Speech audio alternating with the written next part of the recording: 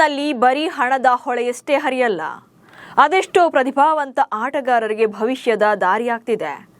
ಪ್ರತಿ season end ಆದ್ಮೇಲೂ ಕೂಡ ಹೊಸ ಆಟಗಾರರು ಟೀಮ್ ಇಂಡಿಯಾ ಪರ ಆಡುವಂತ ಅವಕಾಶವನ್ನ ಗಿಟ್ಟಿಸಿಕೊಳ್ತಾರೆ.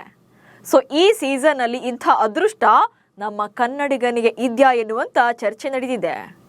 ಅಷ್ಟಕ್ಕೂ ಯಾರು ಆ ಆಟಗಾರ? ಬಿಸಿಸಿಐ ಬಾಗಿಲು ತೆರೆಯುತ್ತಾ? ಈ ಬಗ್ಗೆ ಹೇಳ್ತೇನೆ. ನಾನು ಶಾಂತ. ನೀವು ಸುದ್ದಿಯಾನದ ಸಬ್ಸ್ಕ್ರೈಬರ್ ಆಗೋದಕ್ಕೆ ಮರಿಬೇಡಿ. ರಾಯಲ್ ಚಾಲೆಂಜರ್ಸ್ ಬೆಂಗಳೂರು ಪರ ಈ ಸಲ ನಂಬರ್ 3 ನಲ್ಲಿ ಬೆಂಕಿ ಬ್ಯಾಟಿಂಗ್ ಮಾಡ್ತಾ ಇರುವಂತ ಕನ್ನಡಿಗ ದೇವದತ್ ಪಡಿಕ್ಕಲ್ ಬಗ್ಗೆಯೇ ಇಂಥದ್ದೊಂದು ಸುದ್ದಿ ಹರಿದಾಡ್ತಿದೆ. ಡೊಮೆಸ್ಟಿಕ್ ಕ್ರಿಕೆಟ್ನಲ್ಲಿ ಪಡಿಕ್ಕಲ್ ಪವರ್ ನೋಡ್ತಾ ಇದ್ರೆ ಮೆನ್ ಇನ್ ಬ್ಲೂ ಜೆರ್ಸಿಯಲ್ಲಿ ಆಡೋದು ಪಕ್ಕಾ ಎನ್ನುವಂತಿದೆ. 25 ವರ್ಷದ ದೇವದತ್ ಪಡಿಕ್ಕಲ್ ಬಗ್ಗೆ ದಿನೇಶ್ ಕಾರ್ತಿಕ್ ಇಂಥದ್ದೊಂದು ಭವಿಷ್ಯ ನುಡಿದಿದ್ದಾರೆ. ಪಡಿಕ್ಕಲ್ ಬ್ಯಾಟಿಂಗ್ ನೋಡಿದ್ರೆ ಟೀಮ್ ಇಂಡಿಯಾದಿಂದ ಹೊರಗಿಡುವುದು ಕಷ್ಟ. ಡೊಮೆಸ್ಟಿಕ್ ಕ್ರಿಕೆಟ್ ಹಾಗೆ ಐಪಿಎಲ್ನಲ್ಲಿ ದೇವದತ್ ಪಡಿಕ್ಕಲ್ ಬ್ಯಾಟಿಂಗ್ ಮಾಡ್ತಾ ಇರುವ ರೀತಿಯನ್ನ ನೋಡಿದ್ರೆ ಅವರನ್ನ ಭಾರತೀಯ ತಂಡದಿಂದ ತುಂಬಾ ದಿನಗಳ ಕಾಲ ದೂರವಿಡೋದು ಕಷ್ಟ ಅಂತ ರಾಯಲ್ ಚಾಲೆಂಜರ್ಸ್ ಬೆಂಗಳೂರು ತಂಡದ ಮೆಂಟರ್ ಆಗಿರುವಂತ ದಿನೇಶ್ ಕಾರ್ತಿಕ್ ಹೇಳಿದ್ದಾರೆ.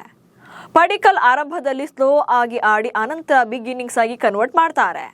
ಸೊ ಒಂದು ಬೌಂಡ್ರಿ ಬಂದ ಮೇಲೆ ಗೇರ್ ಚೇಂಜ್ ಮಾಡ್ತಾರೆ. ಜೊತೆಗೆ ಸರಿಯಾಗಿರುವಂತ ಕ್ರಿಕೆಟಿಂಗ್ ಶಾಟ್ಸ್ ಆಡ್ತಿದ್ದಾರೆ.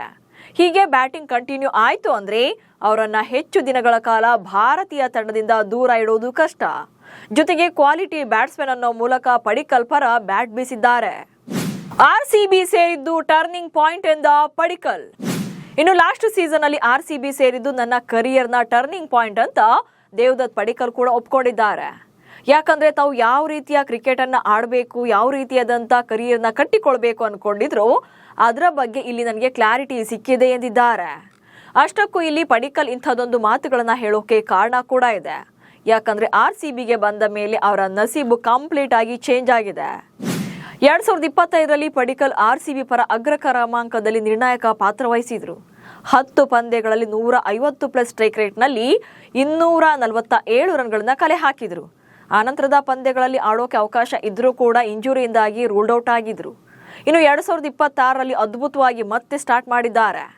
ಆಲ್ರೆಡಿ 2 ಪಂದ್ಯಗಳಲ್ಲಿ 201.82 ಅದ್ಭುತ ಸ್ಟ್ರೈಕ್ ರೇಟ್ ನಲ್ಲಿ 111 ರನ್ಗಳನ್ನ ಕಲೆ ಹಾಕಿದ್ದಾರೆ.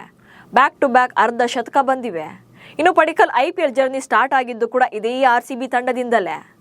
ಲೆಫ್ಟ್ ಹ್ಯಾಂಡ್ ಟಾಪ್ ಬ್ಯಾಟರ್ ಆಗಿರುವಂತ ಪಡಿಕ್ಕಲ್ 2020ರಲ್ಲಿ ಐಪಿಎಲ್ನಲ್ಲಿ ರಾಯಲ್ ಚಾಲೆಂಜರ್ಸ್ ಬೆಂಗಳೂರು ಪರ ಚೊಚ್ಚಲ ಸೀಸನ್ನಲ್ಲಿ 473 ರನ್ಗಳನ್ನ ಗಳಿಸುವ ಮೂಲಕ ಉದಯೋನ್ಮುಖ ಆಟಗಾರ ಪ್ರಶಸ್ತಿಯನ್ನ ಪಡೆದಿದ್ರು. ನಂತರ ರಾಜಸ್ಥಾನ ರಾಯಲ್ಸ್ ಹಾಗೆ ಲಕ್ನೋ ಸೂಪರ್ ಜೈಂಟ್ಸ್ ಪರ ಆಡಿದಂತ ಪಡಿಕ್ಕಲ್ 2021ರಲ್ಲಿ 52 ಬಾಲಲ್ಲಿ 101 ರನ್ ಅಂದ್ರೆ ಶತಕ ಬಾರಿಸಿದ್ರು.